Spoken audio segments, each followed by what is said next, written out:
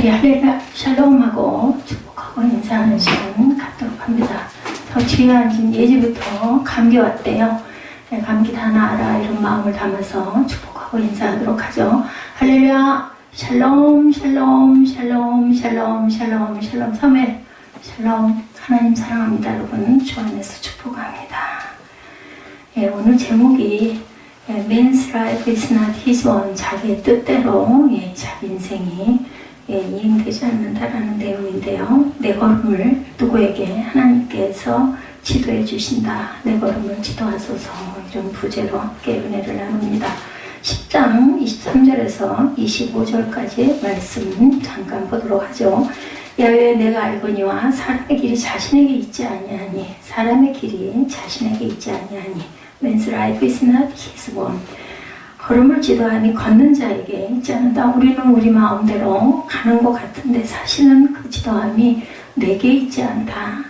제가 아들을 잘 기르려고 하지만 내가 최선을 다하지만 그 결과는 하나님께서 인도하신다라는 것을 우리가 항상 인정하고 고백하고 겸손해져야겠습니다. 24절에 야외 나를 징계하옵시되 잘못하면 때려주시더라도 너그러이 하시고 진노로 하지 마옵소서. 주께서 내가 없어지게 하실까 두려워하나이다. 누가 그래요? 예레미야가 나를 아예 없애버릴까봐 화를 내지는 마소서. 나를 너그럽게 대해 주옵소서. 징계는 하시옵소서. 제가 잘못했으니. 25절에 주를 알지 못하는 이방 사람들과 주의 이름으로 기도하지 아니하는 족속들에게 주의 분노를 부으소서. 그들은 야곱을 씹어삼켜 멸하고 그의 거처를 황폐하게 하였나이다. 그들은 망하게 하는 주범들이니까 기도하지 않는 그들에게 분노를 부어라. 주를 알지 못하는 이방. 그죠? 가다피 이야기, 그리고 그 로버트 프로스트 그분은 아주 오래 장수하셨어요. 그러니까 97세까지 사시고 굉장히 좋은 많은 일들을 남기셨는데, 길 하면 저는 이 가지 않은 길, 특히 언제 가을에 초겨울에 낙엽 질 때 저는 이 시를 굉장히 좋아합니다. 가장 사랑받는 영국 시 중에서 영시 중에 또한 하나죠. 국어 교과서에도 등장가 되었었습니다. 두 개의 길이 노란 숲에 항상 갈라져 있다. 우리의 삶은 항상 갈림길에서 선택을 하게 되죠. 하루 중에 작게는 아니면 이제 세 달이 시작이 됐습니다. 이제 대학교 가는 학생들 또는 고등학교 입학하는 우리 사무엘과 같은 학생들이 어떤 새로운 길을 정하고 결정해야 될 그러한 기로 어느 쪽으로 갈 것인가, 인문계로 갈 것인가, 아니면은 어떤 특수고등학교로 갈 것인가, 이것도 갈림길입니다. 두 개의 길이 노란 숲속에 갈라져 있는 거 아까 보셨죠? 가을이기도 하고 또한 낙엽도 좀 느끼기도 쉽고, 우리 교회는 지금 어디 함께 그죠? 예배를 드리러 딴 데 교외로 나가거나 이런 일들이 없다 보니까, 특별한 행사가 없다 보니까 이렇게라도 좀 함께 누려봅시다 하는 뜻도 있었습니다. 둘 다 갈 수가 없어서 섭섭해. 다 가봤으면 좋겠는데 하나만 꼭 결정해야 합니다. 하나만을 가야 할 게 한참을 서 있었다. 나는 볼 수 있는 데까지 내려다 보았다. 길이 덤불러 굽어져 가는 곳, 안 보이는 데까지 봤어요. 나는 똑같이 좋아 보이는 두 개의 길 가운데 그 중에 그래도 여기가 그럼 이리 갈래 하는 길을 택합니다. 그 길이 더 나은 선택이라고 여겼다. 풀이 많고 사람들이 잘 다니지 않는 길이었기 때문이다. 그 길로 간다 해도 별다른 흔적이 남지 않을 것이다. 내가 하나 밟고 간다 해도 나중에는 풀들이 다 살아 일어나죠. 그렇기 때문에 별 자취가 안 남을 것이다. 그날 아침 내 앞에는 두 개의 길이 있었다. 그날 아침인데, 프로스트는 그날 아침이지만 우리에게는 매일매일 두 개의 길이 있습니다. 낙엽엔 발자국이 찍혀있지 않았다. 나는 돌아올 다른 날을 위해 첫 번째 길을 남겨두었다. 그러나 그 길이 또 다른 길로 이어져 있었기에 내가 돌아올 것임을 짐작하고 있었다. 하지만 우리는 돌아오죠. 세월이 한참 오른 뒤 난 한숨 지으며 말하리라. 두 개의 길이 하나의 숲으로 갈라져 있었지. 결국은 어떻게 해요? 제자리로 돌아올 수 있다. 그것을 믿고 우리는 그래서 항상 천국을 소망하죠. 나의 사람들이 잘 다니지 않는 길을 나는 택했다. 그리고 그것이 내 인생을 바꿨다. 여러분들의 길 선택에 따라서 여러분들의 인생이 결정이 됩니다. 길, 뭐, 웨이라고도 하죠. 마이 웨이. 또, 팝송을 제가 참 좋아합니다. 로드라고도 합니다. 어떤 곳을 다른 곳으로 이동할 수 있도록 땅 위에 일정한 너비의 공간, 교통수단으로 이 길을 말하기도 하고, 방도로서의 길과 행위의 규범으로서의 또한 길을 이야기하기도 합니다. 너는 어느 길로 갈 것이니, 뭐, 이럴 때는 그 길만이 아니죠. 그리고 걸음은 그 위에 발을 옮겨놓는 동작, 스텝 바이 스텝이죠. 한 걸음 한 걸음씩 떼고 갑니다. 누구도 10걸음을 한 번에 가지는 못합니다. 우리는 늘 최선의 길을 선택합니다. 두 길을 동시에 갈 수 있는 사람은 없죠. 예, 두 길을 만날 때는 그렇기 때문에 우리는 항상 망설입니다. 그리고 더 마음에 끌리는 길로 가죠. 요즘 알거나 아니면 이리 가면 좀 더 가깝거나 바쁠 때는 그죠? 아니면 아주 분위기가 좋으면 나 조금 돌아가더라도 이 길로 갈 거야. 그리고 그 길을 하나는 남겨놓고 하나는 포기하고 그리고 선택한 길을 걷습니다. 그리고 그 선택은 우리의 운명을 결정짓는 데 또한 영향을 미치기도 하죠. 그래서 어떤 사람들은 그때 그 길을 선택한 것이 참 다행이었어. 아니면 아유 잘못했어. 후회를 하기도 하죠. 그 길을 선택한 것은 또한 최악이었어 하고 아주 절망을 할 때도 있습니다. 그리고 우리는 가봤던 길을 이제는 다시는 안 갈 거야. 예, 저는 길을 잃어버렸을 때 내비를 봤는데도 불구하고 이상한 길로 갔을 때 다음에 거기 그 길목에 가면 겁이 나요. 또 길이 또 들었을까 봐. 근데 영락없이 잘못 들어서 가지고 두 길 갈라져 있을 때 뭐 공사를 하거나 할 때 돌아가야 될 때 있잖아요. 바로 여길 거야 하고 가면 보면은 아닌 길로 갈 때가 많습니다. 이런 사람들을 길치라고 얘기합니다. 오늘 사람의 걸음을 우리가 가는 것이 아니다 라는 내용이다 보니까 제가 이 길 생각이 났습니다. 성경은 말씀하죠. 야훼여 내가 알거니와 사람의 길이 자신에게 있지 아니하니 걸음을 인도하고 지도함을 걷는 자에게 있지 아니하리다. 우리가 가는 것 같지만 내가 선택한 것 같지만 사실은 내가 선택해서 가는 게 아니라는 겁니다. 우리 안에 누가 계시는가, 내가 어떤 곳에 지배를 받고 있는가에 따라서 우리의 길은 이렇게 각각 똑같은 자리에 똑같은 사람들이 서더라도 달라진다라는 것. 그 길이를 걷는 것도 사람에게 있는 것이 아니라 누구에게? 하나님께 있다. 우리가 우연이라고 하지만 우연이라는 건 없다는 거죠. 23절이죠. 내가 알거니와 사람의 길이 자신에게 있지 아니하니 걸음을 지도함이 걷는 자에게 있지 아니하나이다. 걷는 자가 완전한 자유 속에서 자기 길을 선택하고 있는 듯 보이고 자기 길을 자기가 선택한 것 같다고 하지만 사실은 아니다. 길을 인도하시는 분은 주님이십니다. 오늘 본문이 에레미야서죠. 에레미야 선지자 시대의 이스라엘 백성들도 자기 재산과 소유를 오래 즐길 수 있을 것으로 당연히 누구나 기대합니다. 내일은 당연히 온다고 생각을 합니다. 근데 그들은 갈대아인에게 결국은 추출을 당하고 비운을 겪고 나서야 인생의 길이 자기에게 있지 않다라는 것을 알게 되고, 에레미야 오늘 기도입니다. 내용이 사람이 심소숙고하고 부족하게 세운 계획도 순식간에 이렇게 산산조각이 납니다. 누구나 자연자재할 수 있는 존재가 아니고 자신의 하나님의 길을 자신이 가는 게 아니라 하나님의 지도하에 있다는 것을 우리가 꼭 알고 가야 되겠다. 세상 일은 우리의 의도와 기대하고는 전혀 딴 방향으로 결말이 나는 일이 많습니다.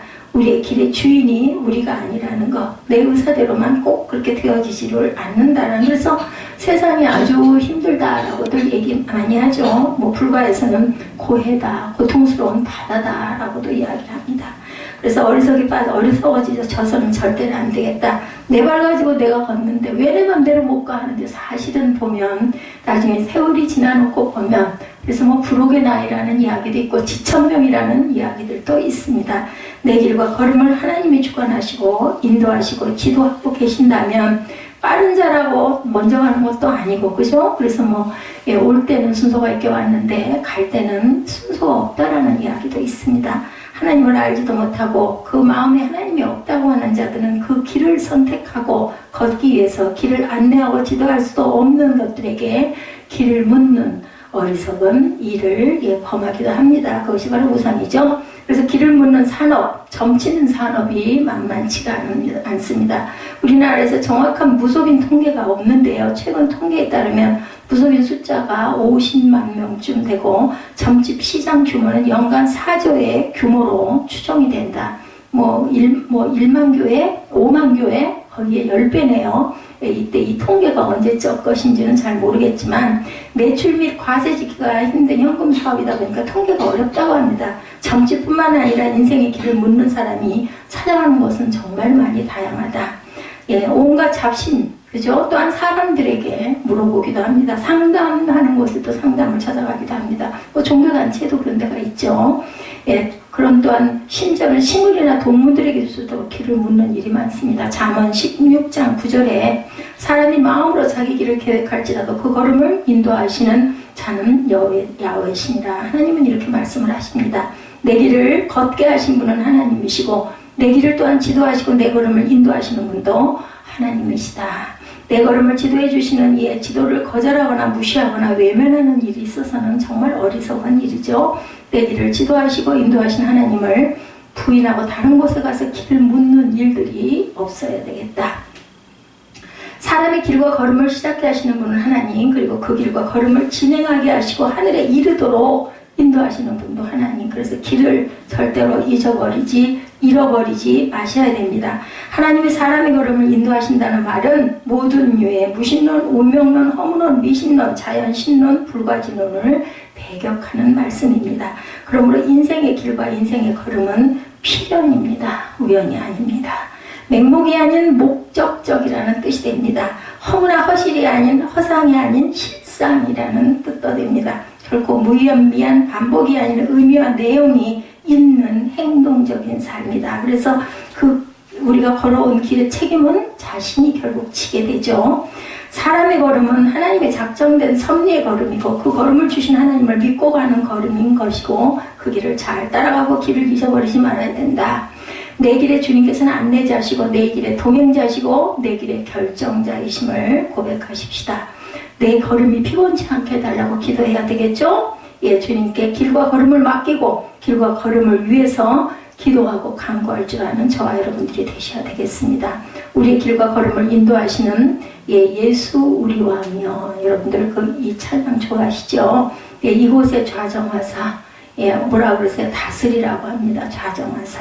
주의 이름으로 기도하지 아니한 족속들에게 주의 분노를 25절에 본문 25절에 보면 부으소서 합니다. 세계 속에 지금도 많은 국가들이 왕정 제도를 유지하고 있는 나라들이 많죠. 대표적인 나라들이 영국, 모나코, 스페인, 벨기에, 네덜란드, 노르웨이, 덴마크 등이 있고 중동 쪽에는 사우디아라비아, 쿠웨이트, 예멘, 터키 등이 있습니다. 리비아도 그 중에 하나죠. 아시아 쪽에도 일본, 태국, 캄보디아, 네팔 등 이런 나라들이 있죠. 거의 7, 8년 전의 이야기죠. 리비아 사태. 아까 잠깐 여러분들 카다피라는 왕정 제도를 반대해서 29살에 쿠데타를 일으켜서 정권을 잡고 있다가 42년 동안 독재를 휘두르고 왕정 국가를 다스려왔다고 합니다. 그런데 결국은 사살되죠. 2011년에 사살이 됩니다. 독재 세력의 최후. 저는 북한이 이제는 또 조금 마음이 바뀐 게 공산주의가 무너져야 되겠구나. 소련 어느 날 아침에, 저는 지금도 도료시 기억합니다. 어느 날 아침에 벼랑간에 소련이 없어졌다라는 얘기를 듣고 어떻게 그럴 수가 있나라는 의문을 가졌던 적이 있는데, 중요한 건 이 공산 세력이 무너져야 된다 하다 보니까 이 카다피라는 사람이 제 눈에 시야에 들어왔습니다. 이 땅에도 지금 60년 넘게 세습으로 독재를 휘두르는 왕정 정치를 하는 북한, 말은 대통령이라고 주석이라고 하지만 왕이죠. 북한의 세습 왕정 정치의 날이 이제는 끝날 때가 되지 않았을까 싶습니다. 이 땅에서 인간이 아무리 위대하고 훌륭하다 할지라도 영원한 왕은 없죠. 42년 독재를 휘둘렀던 카다피도 결국은 사살이 돼서 죽습니다. 그거 보면서 아까 영상 잠깐 보면서 그 영상이 여러 개인데 그 중에서 짧은 게 상영이 됐습니다. 생각하는 건 절대로 악은 영원할 수가 없다. 망한다. 저는 그 생각이 마음에 오더라고요. 우리 영원한 왕, 만왕의 왕, 만주의 주는 오직 예수 그리스도 한 분이십니다. 이스라엘의 슬픈 역사의 시작은 자신들이 섬기는 하나님은 영원한 왕으로 믿지 못하는 데서 왕이 없다라고 오죽이나 하며 왕이 계시죠. 하나님이신데 왕을 왕으로 여기지 않았다. 이방인들이 섬기는 우상을 왕으로 섬겼다는 사실이 뼈아픈 역사의 기록이 됩니다. 결국은 바벨론 포로 7년이 자행이 되죠. 여러분들이 섬기고 있는 왕은 누구십니까? 예, 스스로에게 물어보시기 바랍니다. 정말 내가 누구를 왕으로, 누구를 주인으로 내 마음에 모시고 살아가고 있는가? 뭐 내 직장 상사인가? 아니면 뭐 유명한 어떤 내가 닮고 싶은 어떤 인물인가? 뭐 아니면 뭐 유명하고 훌륭한 어떤 목사님이신가? 그죠? 이런 여러 가지 각각의 의견들이 있을 거예요. 예, 예수 우리 왕이여 이곳에 오소서. 이 찬양 1절만 할까요? 예, 자, 좋은 분도 계시고.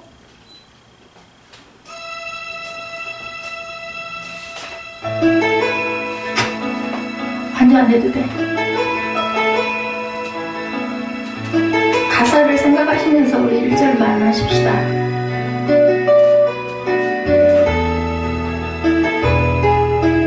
예수 우리 왕이여 이곳에 오소서. 오자로 주여 임하사. 찬양을 받아주소서. 주님을 찬양하오니. 주님을 경배합니다. 주님을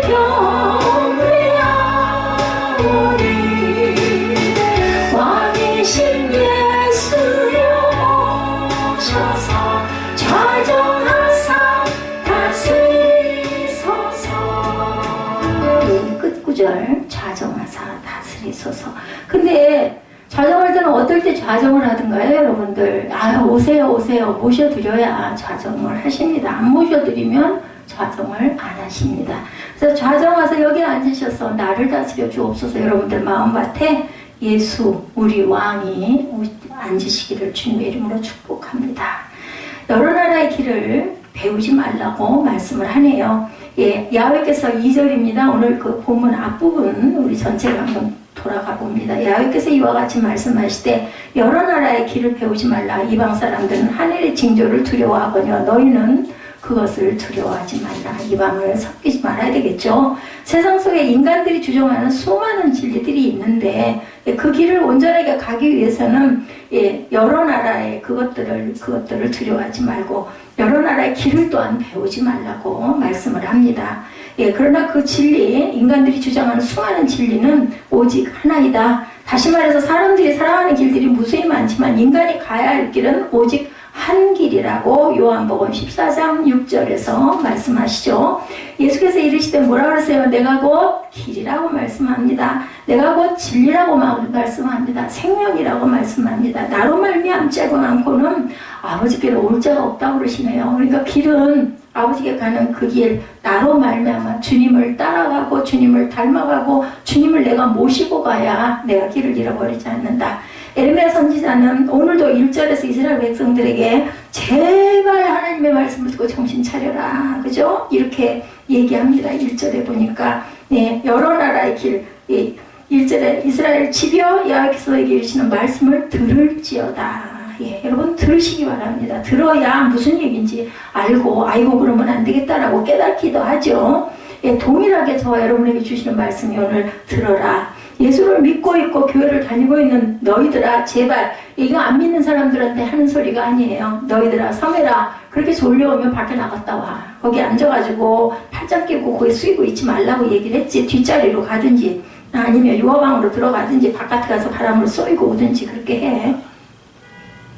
자, 첫째로 이방나라의 길을 너희들은 배우지 말라. 이방나라의 길이 뭐냐? 3절에서 5절까지 언급하고 있는 우상을 섬기고 만드는 그 길을 배우지 말라는 것. 그래서 우리가 전체를 읽었습니다. 어디에 뭐가 나와 있는지를 알아야 에레미야가 외치는 그 목소리를 우리가 온전히 듣지 않겠는가. 3절부터 잠깐 봅니다. 여러 나라의 풍습은 헛된 것이니 삼림에서 벤 나무요 기술공의 두 손이 도끼로 만든 것이라. 그들이 은과 금으로 그것에 꾸미고 목과 장도리로 그것을 든든히 하여 흔들리지 않게 하나니 우상의 특징은 인간이 손으로 만든 거라는 거예요. 그러니 무슨 역사가 있겠습니까? 제가 가끔 아브라함 얘기 많이 하죠. 아버지 베라가 만들어 놓은 신상들 다 때려 부시고 제일 큰 거 하나만 딱 남겨놨다가 아버지가 온 다음에 너 왜 이거 다 깨부셨냐니까 제가 안 했어요. 제일 큰 제일 큰 그 배장 이게 나머지를 다 부셨어요. 그러니까는 그거 사람이 만든 게 뭘 그걸 부셔 이렇게 얘기를 해가지고 아버지를 못쓱하게 했다는 얘기.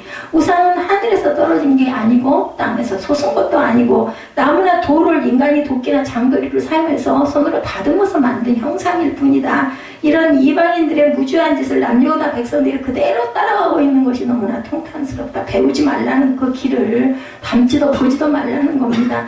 창조주이시고 영원한 왕이신 하나님을 버리고 자신들이 만든 것은 신으로 섬기는 것 얼마나 무지한 짓이냐, 얼마나 어리석은 짓이냐. 이런 무지한 짓을 오늘날 저와 여러분들이 해서는 안 되겠다. 그 길 가지 마. 그렇게 가면 안 돼. 너 실패할 거야. 거기 갔다가 나중에는 후회해. 아무리 얘기를 해도 안 들으면 방법이 없습니다. 그럼 이제 고생하고 돌아가고 그죠? 똥통에 빠져보고 절망의 벽에 빠져가지고 죽을까 살까 한바탕 뒤집어지고 겪어지고 거기서도 그나마 살아나면 사는 건데 안 그러면 사망 멸망입니다. 세상 사람들이 우상으로 섬기고 있는 것들을 오늘날 예수를 믿고 있는 너도 똑같이 해서는 되겠느냐라는 얘기입니다. 돌이나 나무로 만든 형상 앞에 절을 안 한다 할지라도 세상 사람들이 우상처럼 섬기고 추구하는 물질이나 명예나 권력을 믿는 자들이 그것을 똑같이 닮아가려고 해서는 안 되지 않겠냐. 분명 그 세상 것을 우상화하고 있는 거다. 여기 뭐 형상으로 만든 것만 우상이 아니라 그런 거 바라보고 그 추구하고 하는 건 우상을 섬기는 거다.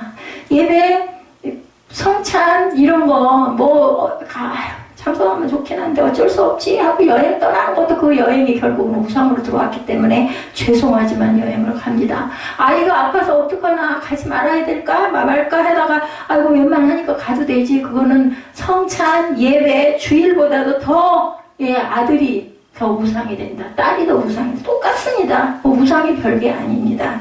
출애굽기 20장 3절에 말씀합니다. 너는 나 외에 다른 신을 내게 두지 말라. 뭐든 형상에다 절하고 어디 점집 찾아나오는 것만 그게 미신은 우상을 섬기는 건 절대로 아니라는 거죠. 예배 시간에 자꾸 카톡 보내고 문자 보내고 그리고 휴대폰 들여다보고 눈을 못 떼는 거 그거 휴대폰 우상입니다. 뭐 우상이 별다른 게 아니. 그러려면 예배 참석할 필요가 없어요. 여러분들 오지 마세요.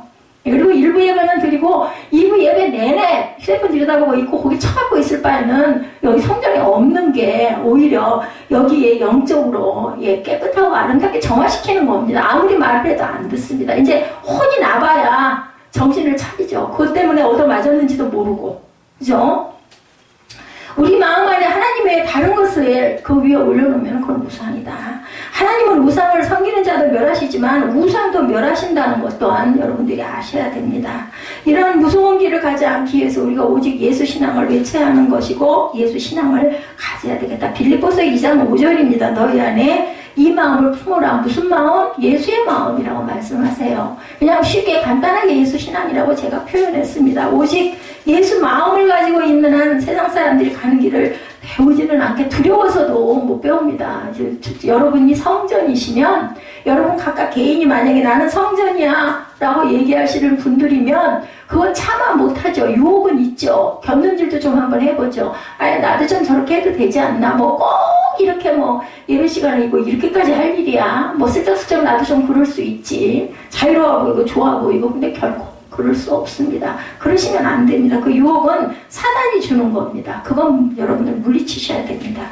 믿는 자들이 오직 예수 마음을 갖지 못하기 때문에 세상 사람들의 수단과 방법을 그리워하고 동경하고 배우고 가고 싶어한다. 오직 예수 신앙과 예수 마음을 가지고 정신을 차리고 살아가는 저와 여러분들 온전한 성도들이 되시기를 바랍니다. 둘째로 영원한 왕이신 하나님을 두려워하고 있다. 2절이죠. 우상을 섬기는 자들은 하늘의 징조를 두려워했다라고 얘기합니다. 하늘의 징조라는 해와 달과 별을 중심으로 하는 천체 현상, 천둥, 우박 이런 것들, 그죠? 무서워. 저도 번개치면 번쩍하고 우르릉 꽝 하면 깜짝 놀랍니다. 이런 걸 두려워하느냐? 꼭 그렇게 소리가 나야 두렵니? 그건 누가 만드셨는데? 하나님이 주관하시지 않습니까? 그러면 창조주 하나님을 바라봐야죠. 그 형상 자체에 빠져가지고 그래서는 안 된다. 하늘의 징조라는 것들. 이방의 나라들은 국가와 왕의 운명을 하늘의 징조에 대한 예민한 반응을 보였었습니다. 곧 천지를 창조하신 하나님을 모르는 무지한 백성들의 소치다. 어떻게 하나님의 백성들이 하나님보다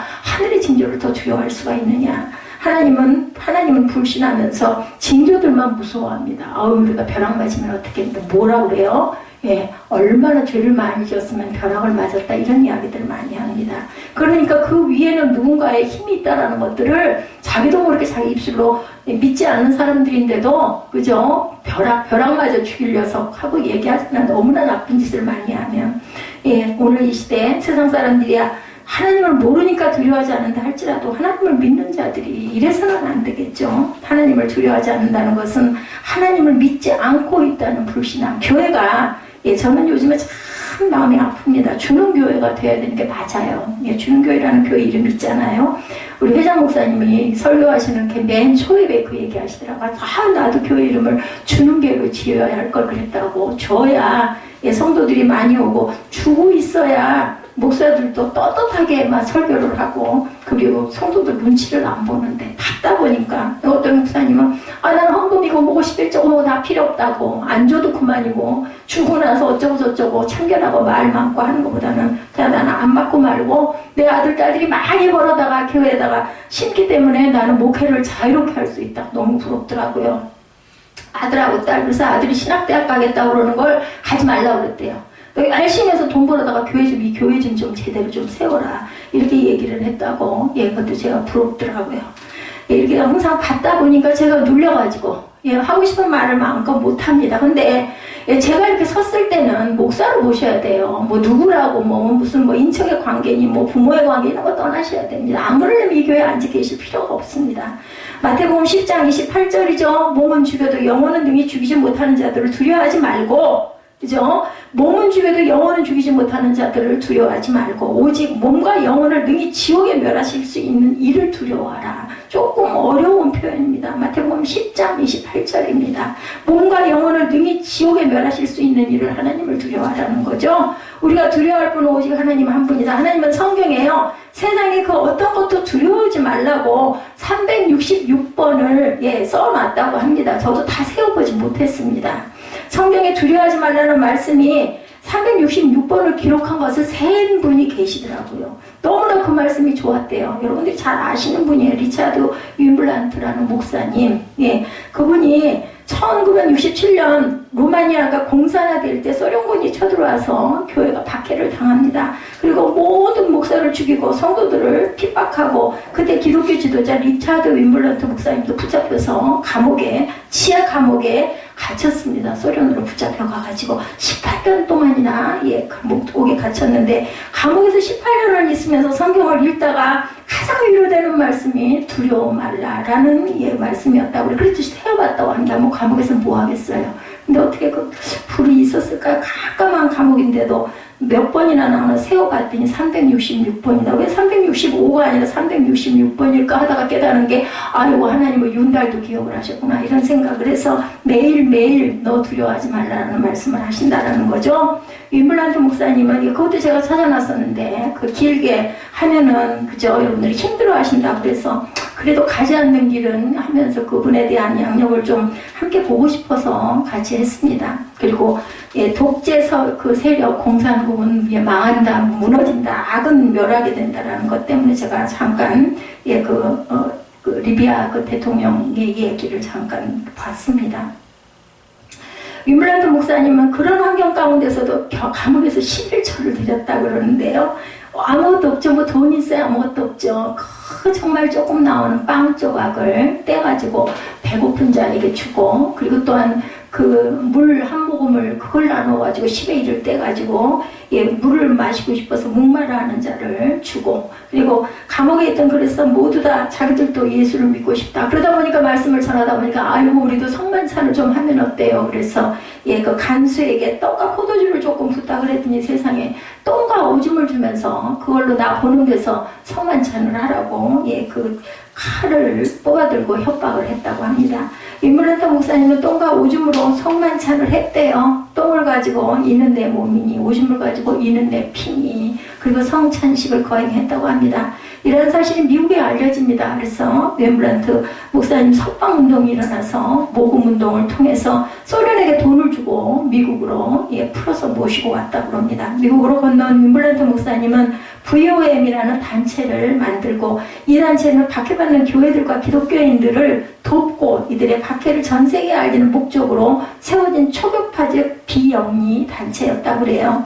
이렇게 해서 믿음의 사람들을 만들어가는, 그러니까 우리가 고난을 통해서 하나님을 더욱더 가까이 하는 사람, 조금쯤 어려움이 있으면 그냥 돌아서는 세상으로 돌아가는 사람들, 그러니까 또 위대한 우리가 이렇게 세세에 엮는 기록된 그런 분들이지 않겠습니까? 아까 로버트 프로스트 목사님도 그래서 농장에 있다 보니까 그렇게 그런 자연에 대한 시를 많이 쓰게 되고, 그리고는 많은 대학에서 강의를 하죠. 97세 연세까지 사시면서 건강하게 사셨습니다. 하나님 한 분만을 두려워하는 저와 여러분 되시기를 주님의 이름으로 축복합니다. 두 번째, 영원한 왕의 권능에 대해서 말씀합니다. 선지자는 하나님과 우상을 비교해 보임으로 우상 숭배가 얼마나 어리석은 것인지 우리 앞절까지 우리 봤죠. 하나님은 어떤 것과도 비교할 수 없는 그러한 분이라는 사실을 선지자들은 강조하고 계속 강조합니다. 6절에 보면 야훼여 주와 같은 이가 없나이다 라고 고백하죠. 주는 크시니 주의 이름에 그 권능으로 말미암아 크시나이다. 7절에도 선지자 하나님은 좀 더 쉽게 이해시키기 위해서 이방 사람들이 왕이시여 라고도 부르짖습니다. 하나님은 이스라엘의 왕만이 아니라 전 세계 모든 나라의 왕, 무슨 왕? 왕 중의 왕, 예수 우리 왕입니다. 한 분이시죠. 이 사실은 중요한 의미를 가는데, 왕은 백성들을 통치할 뿐만 아니라 충성을 요구할 수 있는 존재이기도 하죠. 당연히 왕이라는 권력은. 그러므로 왕 중에 왕이신 하나님께 충성과 경배를 드려야 하는 것은 우리는 당연합니다. 그래서 로드스데이죠. 하나님의 날 주일은 이렇게 하나님께 예배를 드립니다. 7절을 다시 보면 이방 사람들의 왕이시여 주를 경외하지 아니할 자가 누구리까? 이는 주께 당연한 일이라. 여러 나라와 여러 왕국들의 지혜로운 자들 가운데 주와 같은 이가 없음이니이다 라고 예레미야가 고백을 합니다. 이러한 왕의 왕이 되신 하나님에 비해서 우상은 어떤가? 이게 기도라고 제가 말씀드렸죠. 예레미야의 기도예요. 이 내용들이 오늘 10장에 나와 있는 그 구절 전체가 8절에 보면 그들은 우상은 다 무지하고 어리석은 것이니 우상의 가르침은 뭐라고요? 나무뿐이라, 나무로 만든 형상이라는 뜻입니다. 우상의 가르침은 나무뿐, 나무로 만든 우상은 그 가르침도 나무에 불과하다. 나무로 만든 그 이상의 것을 기대할 수가 없다. 9절에 나무로 만든 우상에게 아무리 그물칠하고 기술자의 손에 의해서 아름답고 정교하게 만들어진다 할지라도 우상은 어디까지나 사람의 손으로 만들어진 것뿐이다. 하나님은 우상과는 본질적으로 다른 분이라고 10절에서 또한 말씀합니다. 오직 야훼는 참 하나님이시여 살아계신 하나님이시여 영원한 왕이시라. 그 진노하심에 땅이 진동하며 분노하심을 이방이 능히 당하지 못하리라. 당연하죠. 하나님만이 살아계신 신이시며 영원한 우리에게 생명을 소생하게 하시는 분이다. 하나님은 사람에 의해 만들어진 분이 아니라 오히려 사람을 만드신 분, 그죠? 다스리시는 분, 만드시고 다스리시는 분, 무엇보다 하나님은 세상을 다스리는 분이기 때문에 하나님이 진노하면 땅이 흔들리고 하나님이 분노하시면 온 세상은 감당할 수가 없다라는 겁니다. 세상 사람들은 기독교가 너무나 타종계의 배타적이라고 하지만 사실은 배타적이 아니라 하나님의 거룩한 속성을 모르기 때문에 그런 말들을 하는 것이다. 뭐 다 똑같다고 한다죠. 종교는 다 똑같고 다 하나다. 뭐 뭘 믿든 뭐 마호멧을 믿든 뭐 부처를 믿든 석가를 믿든 예수를 믿든 뭐 아무것도 아니 다 똑같다라고 아니죠. 그렇지 않습니다. 어느 누가 더러운 식탁에 더러운 음식을 놓고 있는 식탁에 앉을 수가 없어요. 우리들은 얼마나 위생에 대해서 생각을 합니까? 자기 집에 더러운 쓰레기를 갖다 버리는 것도 아무도 그렇게는 하지 않습니다. 거룩하신 하나님은 세상의 것들을 똥보다 더럽게 여기시는 분인데 어떻게 세상적인 종교를 받아들일 수가 있겠느냐? 배타적이 아니라 더러운 국가들은 함께 할 수 없는 어떤 하나님, 거룩하신 하나님입니다. 11절에 너희는 이같이 그들에게 이르기를 천지를 짓지 아니한 신들은 땅 위에 이 하늘 아래 오하리라 망하리라 하라. 아까 보셨죠? 타가피 그 독재자 42년 동안 결국은 망합니다. 천지를 짓지 아니한 신들은 곧 우상을 가리킵니다. 우상들은 천지를커녕 무엇 하나 만들지 못하고 그것은 또 사람의 손으로 만들어진 것이기 때문에 아무리 그럴듯하게 꾸몄다 할지라도 우상의 운명은 결국은 깨뜨려질 수밖에 없는 것, 망할 수밖에 없는 거죠. 하나님을 우상을 섬기는 자들에게 어떤 하나님? 질투하시는 하나님이라고 출애굽기 20장 5절에 그것들을 절하지 말며 그것들을 섬기지 말라. 나 내 하나님 야훼는 질투하는 하나님인즉 나를 미워하는 자의 죄를 갚되 아버지로부터 아들에게로 어디까지? 3, 4대까지 이르겠다고 말씀하셨어요. 아버지로부터 아들. 그러니 그 뒷세대들은 얼마나 억울합니까? 나는 우상 숭배 안 했는데 내가 죄를 지음으로 인해서 내 자녀들이 3, 4대까지 그 죄를 물을 것이다. 죄를 갚을 것이다. 하나님의 질투는 우상을 섬기는 자들에게 3, 4대까지 이를 것이다. 이것은 하나님의 우상을 섬기는 것이 얼마나 하나님이 싫어하시는가를 강조하신 것이죠. 이 민족이 우상을 버리지 않는 한 이 땅에서 슬픔과 아픔은 절대로 떠나지 않을 것이다. 진실로 이 민족이 하나님을 두려워하는 백성이 되고 하나님만이 살아계신 그런 하나님이라는 사실을 믿는 그러한 성도들이 많아야 되겠습니다. 우상은 결코 인간에게 복도 주시지 못하고 화도 주지 못하는 하나의 형상에 불과한데 우상은 복도 화도 안 줘요. 근데 그걸 바라보는 하나님께서 너희는 망할 것이다. 5절에 보면 그것이 둥근 기둥 같아서 말도 못하며 걸어다니지도 못함으로 사람이 메어야 하느니라. 그것이 그들에게 화를 주거나 복을 주지 못하나니 너희는 두려워하지 말라. 아무런 상관없어요. 그러니까 두려워하지 말라. 그래서 바울이 그러잖아요. 그 제자들과 한 거 아무 상관없으니까 먹어도 된다. 근데 그것으로 인한 시험이 들 거거든. 먹지 말라. 너희 믿음의 분량대로 하라고 그러죠. 살아계신 하나님만 온전히 의지하고 신뢰하시기 바랍니다. 세 번째, 영원한 왕에 대한 지식을 가져라. 말씀을 알아야 되겠죠. 선지자는 우상을 섬기는 무지하고 어리석은 자들에게 하나님에 대한 분명한 지식을 가져라. 이렇게 선포합니다. 자, 우상을 섬긴다는 것은요. 자, 그리스도에 대해서 모르고 우상에 대해서만 맹목적으로 미혹되어 있기 때문입니다. 바른 지식을 알게 되면 여러분들 아까 우리 9시 예배도 얘기했지만 그 달을 쳐다볼 때 우리 꼬마 때는 달 속에 토끼가 개수나무가 있고 토끼가 방아를 찧어 그러고 하는데 이제 우주과학이 발달되고 어른이 되고 나니까 그거 믿는 사람 아무도 없잖아요. 조금 알고 나니까. 근데 어릴 때는 저는 꼼꼼도 없이 그 속에 개수나무가 있고 그 달 속에 사람의 얼굴 같은 모습이 있구나 저는 그렇게 알았습니다. 근데 커다란 별 중에 하나인 거죠. 그 무늬가 보이는 것은 알고 나면 미혹될 일이 없다라는 이야기입니다. 남유다가 우상을 섬기게 되는 원인은 그들이 하나님에 대해 온전히 알지 못했기 때문이라는 그 성경을 알아야 된다는 겁니다.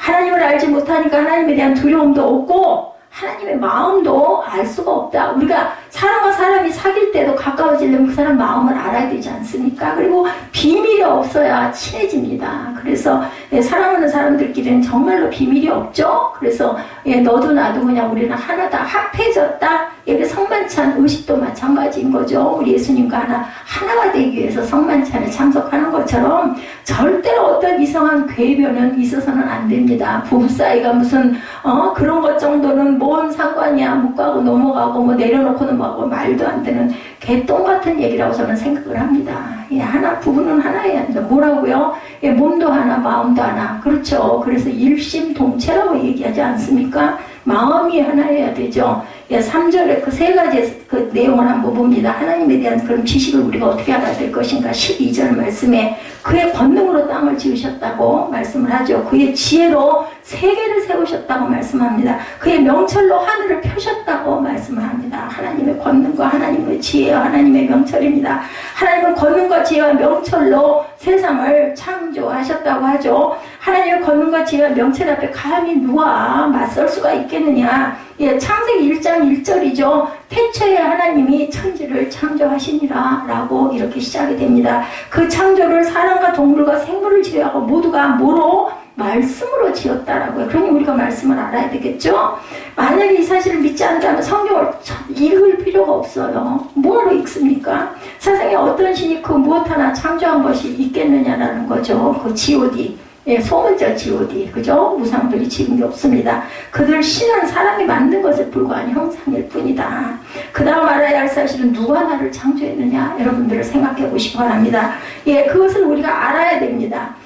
나라는 존재는 동물의 그 사랑처럼 남녀간의 사랑으로 태어난 존재만이 아니라는 거죠. 물론 그러한 경로를 통해서 나도 만들어졌고 내 자녀도 만들어졌지만 거기에 뭐가 들어갔어요? 영이 들어가 있어요. 영이. 그죠? 스피릿이라는 건 사람에게만 준 거예요. 동물에게는 혼은 있지만 영은 없습니다.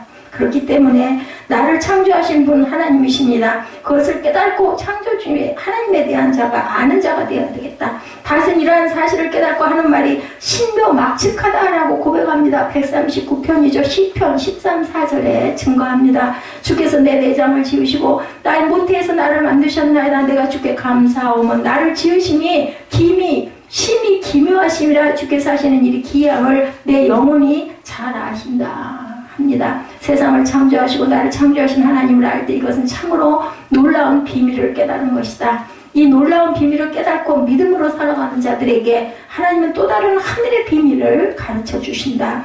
이스라엘의 비극은 창조주 하나님을 믿지 못하는 것에서 시작이 됐고, 그리고 또 하나 왕이 없던 시절, 그죠? 사사기 그 시대에는 왕을 세우지도 못했습니다. 왕이 계셨죠. 하나님이신데 자기들의 왕을 세우려고 했는데 왕이 없던 시절. 그래서 어떻게 했어요? 자기의 생각에 옳은 소견대로 했더라. 그래서 결국 망하지 않습니까? 그래서 에레미야 선지자는 남유다 백성들에게 창조주 하나님을 믿으라고 외친 거예요. 기도한 거예요. 오늘날 이 시대도 하나님을 믿는 자들이 하나님에 대한 바른 지식을 말해야 된다라는 겁니다. 그분은 세상만 창조하신 것이 아니라 나도 창조하셨다는 사실을 알아야 된다. 그러므로 내 몸은 내게 아닙니다. 나를 만드신 분의 것이죠. 내 소속은 어디니까? 하나님이니까, 하늘이니까, 그죠? 내 몸을 항상 잘 돌볼 줄 알아야 돼. 왜냐하면 성전이잖아요. 우리 안에 성령이 계시기 때문에 온 세상이 다 창조하신 하나님의 것이고, 하나님의 것을 함부로 그래서 우리는 사용하지 말고 우리는 청지기의 마음을 갖고 내 몸도 세상도 내게 주신 여러 가지 것들도 잘 다스리고 잘 가지고 있다가 후대에게 잘 물려주고 가고 하나님께 돌려드리고 가야 된다. 고린도전서 6장 19절에서 20절에 얘기합니다. 청교도들이 자기들의 재산을 남기고 하는 걸 제일 부끄럽게 여겼다고 그러죠. 사회에다 꼭 환원으로 한다고 합니다. 왜냐하면 내게 아니, 그 재산은 내게 아니라. 예, 고린도전서 6장 19절에서 20절 봅니다. 너희 몸은 너희가 하나님께로부터 받은 바 너희 가운데 계신 성령의 전인 줄을 알지 못하느냐. 너희는 너희 자신의 것이 아니라고 20절에 말씀합니다. 값으로 산 것이 되었으니 그런즉 너희 몸으로 하나님께 영광을 돌려라. 하나님의 피값으로 우리가 구원이 됐으니 하나님께 영광을 돌리는 그룹들이 되라는 말씀이죠. 하나님의 것인 인간들이 죄로 인해서 타락하자 하나님은 자신의 것을 찾으시기 위해서 값을 주고 독생자 아들을 통해서 다시 사신 거죠. 하나님의 독생자 예수 그리스도를 십자가에서 죽이시고 다시 하나님의 것으로 되돌려 사셨다라는 거예요. 반드시 예, 우리는 잘못한 것에는 버리고 다른 상 버리고 있습니다. 그렇다면 이러한 창조주 하나님에 대한 사실을 아는 자는 그러면 어떻게 살아야 될까? 우리는 알지 않습니까? 아멘 아멘 하지 않습니까? 입술로는 안 하시더라도 마음으로 맞지 그리고 찾아보시잖아요. 지금 성경을, 그죠? 오직 하나님의 영광을 위해 살아가는 자들이 되어야 된다라고 고린도전서 6장 20절에 말씀하죠. 값으로 산 것이 되었으니 너희 몸으로 하나님께 영광을 돌리라 라고 말씀을 합니다. 창조주 하나님의 비밀을 알고 있는 자들의 진실된 모습으로 살아가야 되는데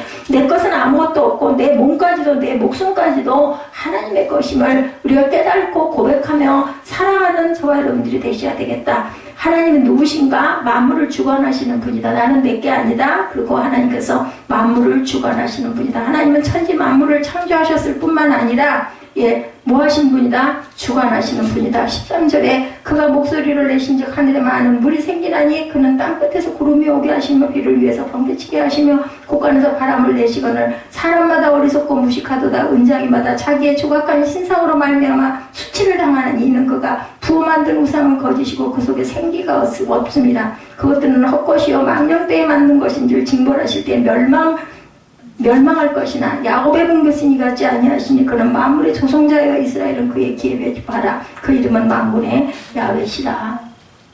13절의 말씀에서부터 16절까지 제가 여러분들에게 읽어드렸습니다. 우상은 스스로 움직이지도 못하고 무기력하고 헛된 형상이다. 아시겠죠? 하나님이 주관하신다는 것은 다스리고 계신다라는 의미라는 것도 잊지 마시기 바랍니다. 하나님은 나 인생을 주관하시고 다스리는 분이십니다. 예수 그리스도를 나의 구주로 영접할 때 하나님은 비로소 우리 인생이 주인이 되어주시고 우리의 삶을 주관하시고 다스린다. 여러분들 스스로가 알 거예요. 내가 그리스도를 영접했는지 그냥 할 수 없이 왔다 갔다 하는지. 잠언 16장 9절에 사람이 마음으로 자기 길을 계획할지라도 그의 걸음을 인도하는 분은 여호와시니라 말씀합니다. 그래서 우리가 초반에 로버트 프로스트의 길, 내가 선택한 길에 대해서 여러분들과 함께 마지막 23절 구절을 가지고 나누고 제가 지금 앞으로 돌아가서 여러분들에게 쭉 나열해서 설명해 드립니다. 그냥 얼른 때까닥 그냥 그것만 얘기하고 한 서너 장 얘기하고 끝나면 좋겠는데 그렇게 하면 여러분들이 그 깊은 뜻을 모르시기 때문에 나는 다시 한번 여러분들에게 펼쳐서 보여드립니다. 성령의 충만함이라는 것은 성령의 다스림을 받는 사람들을 얘기합니다. 내 생각과 수단과 방법이 앞선다면 성령의 다스림 받는 자들이 아니죠. 할 수 있고 성령의 충만한 자라고 할 수 있는 그런 사람들이다. 믿는 자들이 기도할 때 무슨 일이 생길 때 뭐라고 해요? 주여 하고 기도합니다. 주여가 무슨 뜻이에요? 나의 주인이 예수님이라는 의미. 예, 주님 여호와 하고 찾는 거죠. 주여 주여 주님이시여 하고 부르는 목소리입니다. 주님의 뜻의 다스림을 받으며 살고 있다면 과연 우리는 어떻게 살아가야 될까? 주인의 이름만 이용하고 살고 있어서는 안 되겠죠. 예수님은 나더러 주여 주여 하는 자마다 천국에 들어갈 자가 아니라고 말씀합니다. 하늘에 계신 내 아버지 뜻대로 뭐하는 자라야? 행하는 자라야 하늘에 들어갈 수 있다. 마태복음 7장 21절 말씀입니다. 피조물이 창조주의 다스림을 거부하며 살아가는 자는 천국에 들어갈 수가 없다라는 말씀입니다. 이스라엘 백성들이 그래서 하나님께 버림받았다는 사실을 명심하고 성령님의 다스림을 받고 살아가는 귀한 축복을 받는 저와 여러분들이 되시기를 바랍니다. 그리고 하나님은 또한 누구시라고요? 만물을 조성하는 분이다. 제가 16절까지 아까 읽어드렸죠. 사람마다 어리석고 무식하다. 은장이마다 자기의 조각한 시상으로 말미암아 수치를 당하나니 이는 그가 부어 만든 우상은 거짓 것이요 그 속에 생기가 없음이라. 그것들은 헛것이요 망령되이 만든 것인 줄 징벌하실 때 멸망하나니. 16절이죠. 중요한 말씀. 야곱의 분깃은 이와 같이. 여기는 뭐가 있어요? 영이 있어요. 조성하셨어요. 누가? 만물을 하나님께서. 이스라엘은 그의 기업의 지파이기도 합니다. 그 이름은 만군의 야훼신이라. 만물을 주관하신 하나님은 또한 만물을 조성하시는 분이고 이모저모로 꾸며가신다는 거죠. 만들어가신다는 겁니다. 성령께서 말씀하시죠. 하나님을 토기장이로 인생을 진흙으로 비교해서 말씀합니다. 사도행 레르미야 18장 6절이죠. 이스라엘 족속아 이 토기장이가 하는 것 같이 내가 능히 너에게 행하지 못하겠느냐. 이스라엘 족속아 진흙이 토기장의 손에 있음 같이 너희가 내 손에 있느니라. 토기장의 손에 진흙이 있으면 만드시지 않겠습니까? 로마서 9장 21절에도 토기장이가 진흙 한 덩이로 하나는 귀 있을 그릇을 하나는 천 있을 그릇을 만들 권한이 없겠느냐. 왜 나는 종지로 지으셨습니까? 라고 얘기할 수가 없는 거예요. 하나님께서는 종지는 종지대로, 아름다운 토자기는 토자기대로, 그죠? 만들어서 잘 보관하고 1년 내내 쓰지도 않고 가만히 소장해 놓는 그런 그릇이 있는가 하면 수시로 때만 되면 찾는 그릇들, 그죠? 그런 그릇도 있습니다. 하나님께서는 그 직분대로 만들어 주셨다라는 거죠. 우리 모두는 하나님 앞에 진흙에 불과한 존재다. 아무리 잘났다고 큰소리 친다 하더라도 하나님 앞에서는 한 줌의 흙에 불과합니다. 깨뜨려버리면 부서져 깨집니다. 토기장이 하나님의 손에 우리는 만들어져가는 하나의 그릇이라는 것. 그릇이 크다고 귀한 것도 그릇이 작다고 천한 것도 아니죠. 그릇이 크다고 자주 사용되는 것도 아니고 작다고 사용되지 않는 것도 아니다. 토기장이 하나님 손에 한 번이라도 사용되면 감사한 것이고 은혜를 입은 거예요. 여러분들은 교회 나와 앉아있는 것 자체가 예수 믿는다고 고백하는 순간부터 은혜를 입은 겁니다. 감사해야 됩니다. 사용되지 아니했다면 사용되지 아니하기를 기다리는 마음으로, 사용되기를 기다리는 마음으로 또한 바라보면서 살아가야 되겠죠. 그릇이 잘났다고 설치면 깨지기 쉽고 하나님이 깨뜨려 버릴 수도 있다는 사실도 또한 우리가 알아야 됩니다. 토기장에 하나님 손에 그릇이 사용되면 감사한 일이지만 사용되지 않다 하더라도 하나님 앞에 귀하게 있는 것만으로도 하나님은 보시기에 좋았더라라고 말씀하죠. 성전에 나와 앉아 있는 것만으로 하나님의 사역을 감당하고 계신 거예요. 예수 믿는다라는 고백입니다. 앉아있는 모습만으로도. 그렇죠? 비싼 도자기들을 보면 그 도자기들은 사람들이 바라보기만 하죠. 사용하시는 분은 오직 하나님께서 그렇게 만들어주셨다. 예수님이 이 땅에 오셔서 30년 동안 나사렛에서 묵묵히 그냥 목수의 아들로 살아갔다는 거 여러분들 기억하시죠?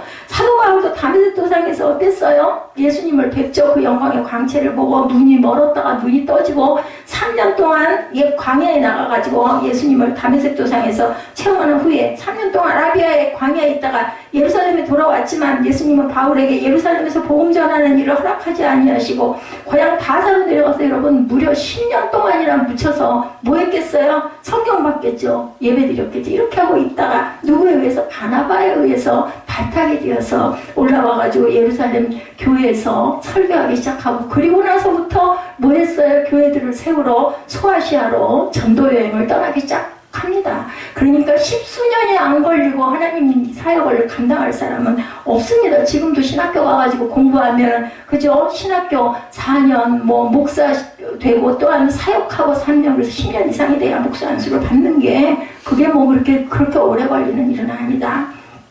전도서 3장 1절이죠. 범사의 기한이 있고 천하 만사가 다 때가 있다라고 말씀을 합니다. 아유 나는 이 나이에 언제 어떻게 해가지고 내가 이렇게 그런 생각 절대 하시지 마십시오. 아니 뭐 내가 늦었으면 늦은 대로 나 오래 살게 해주시겠죠. 그죠? 일찍만 나왔다고 해서 성공하는 것도 아니고 대기만성이라는 이야기도 있습니다. 로버트 프로스트처럼 97세까지 그렇게 2년 전이네요. 아까지 그걸 보다 보니까 링컨 대통령 취임식에서 그 뭐 아름다운 부르신가 그 시를 낭송하고 2년 있다 돌아가셨어요. 그렇게 귀한 일을 많이 하고 갈 수도 있습니다. 예레미야 9장 23, 4절에 너희의 지혜와 용맹과 부함을 자랑하지 말라고 경고하시죠. 무엇을 자랑하라고 하세요? 하나님을 아는 것과 하나님의 사랑과 하나님의 거룩함을 자랑하라 얘기합니다. 하나님이 지금도 우리를 조성하고 계세요. 하루하루. 그죠? 오늘도 그리고 내일도 그리고 어제도. 마태복음 11장 28절 여러분들 잘 아는 말씀이죠. 수고하고 무거운 짐진 자들아 다 내게로 오라. 내가 너희를 쉬게 하리라. 모두 다 무거운 짐을 맡기라고 얘기하고 계십니다. 그분은 나의 인생을 책임지시는 만군의 하나님이시니까 전능자시니까 맡겨라. 네 번째 선지자의 마음이죠. 오늘 본문 17절에서 25절까지 증거되어 있습니다. 에워싸인 가운데 앉은 자여 내진 꾸러미를 이 땅에서 꾸리라. 야훼께서 이와 같이 말씀하시되 보라 내가 이 땅에 사는 자를 이번에는 내 던질 것이라. 그들을 괴롭게 하여 깨닫게 하리라 하셨느니라. 슬프다 내 상처여 내가 중상을 당하였도다. 그러나 내가 말하노라. 이는 참으로 고난이라. 내가 참아야 하리로다. 내 장막이 무너지고 나의 모든 줄이 끊어졌으며 내 자녀가 나를 떠나가고 있지 아니하니 내 장막을 세울 자와 내 휘장을 칠 자가 다시 없도다. 21절입니다. 목자들은 어리석어 야훼를 찾지 아니하므로 형통하지 못하고 그 모든 양떼는 흩어졌도다. 들을지어다. 북방에서부터 크게 떠드는 소리가 들리니 유다 성읍들을 황폐하게 하여 승냥이의 거처가 되게 하리로다. 23절입니다. 야훼여 내가 알거니와 사람의 길이 자신에게 있지 아니하니 걸음을 지도함이 걷는 자에게 있지 아니하니이다. 야훼여 나를 징계하옵시되 너 울어야 하시고 진노로 하지 마옵소서. 주께서 내가 너 없어지게 하실까 두려워하나이다. 주를 알지 못하는 이방 사람들과 주의 이름으로 기도하지 아니하는 족속들에게 주의 분노를 부으소서. 그들은 야곱을 씹어 삼켜 멸하고 그의 거처를 황폐하게 하였나이다. 이렇게 두렵고 떨리는 마음 나를 데려갈까 겁나나이다 라고 에레미야도 이렇게 고백을 합니다. 오늘 본문 중심이 여기입니다.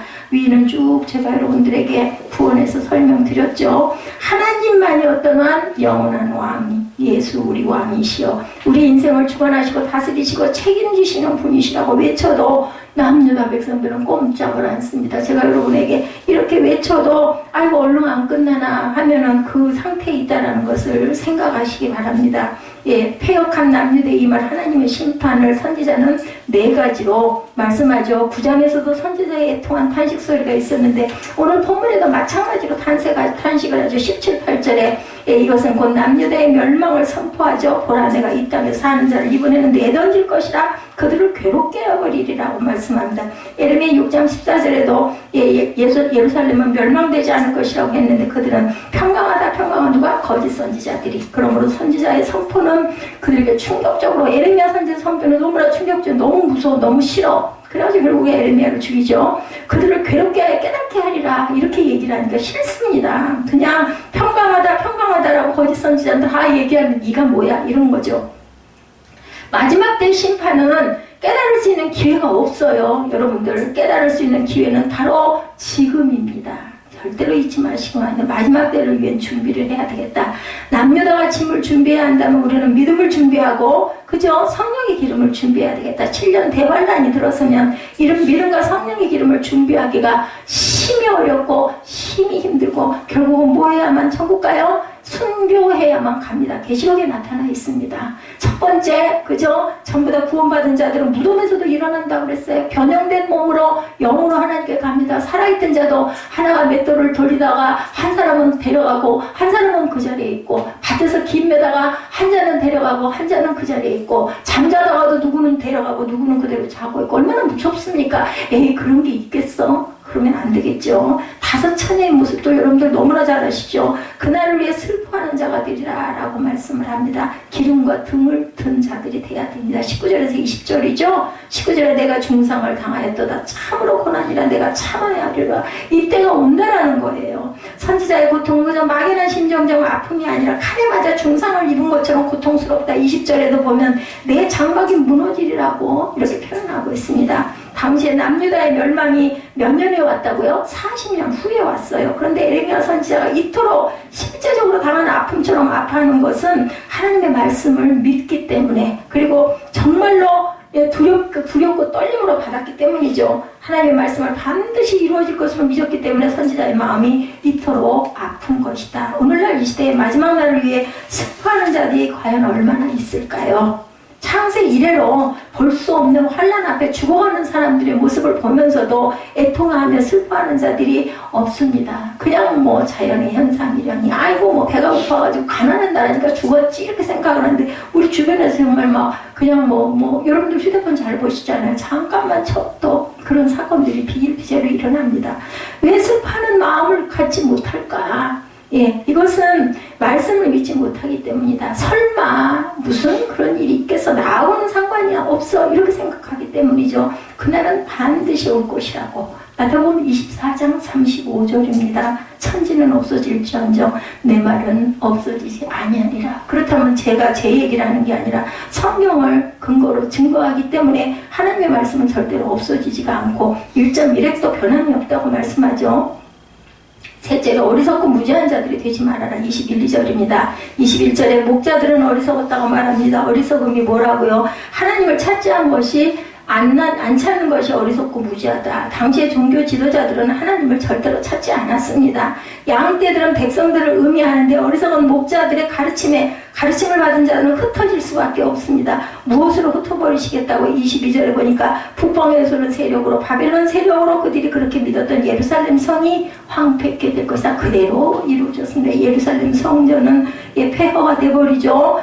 무너져버립니다. 거짓되고 어리석은 가르침을 받은 백성들은 멸망의 문 앞에 서야 지도자들의 가르침이 잘못되었다는 것을 깨달았는데 이미 때는 늦었다. 하나님의 심판의 화살이 활시를 떠나고 나면 안 맞을 자가 없겠죠. 마지막 때에도 어리석은 가르침을 받고 전혀 종말에 대한 준비도 않고 살아간 자들은 흉고의 사건이 일어나고 아무리 땅을 치고 후회해도 이미 늦었다. 예, 죽지 않으면, 순교하지 않으면, 짐승의 표를 머리에다 이마에 받지 않으면 세상을 굶어 죽어서라도 죽습니다. 살 수가 없습니다. 그 표를 받아야 연명을 할 수가 있는데 그것은 어디로 가는 길? 지옥으로 가는 길이라는 거죠. 23절에서 25절 넷째, 선지자들은 영원한 왕이신 하나님께 중보 기도를 합니다. 남유다 백성들의 완악한 모습 앞에 선지자가 할 수 있는 것은 하나님께 애통하는 마음을 갖고 기도하는 것밖에 없었다. 선지자의 중보 기도를 세 가지로 보면 인생의 길이 하나님께 있음을 고백합니다. 선지자가 이처럼 고백한 것은 남유다 백성들의 나약함을 기억하시고 긍휼함을 베풀어 달라고 기도하는 거죠.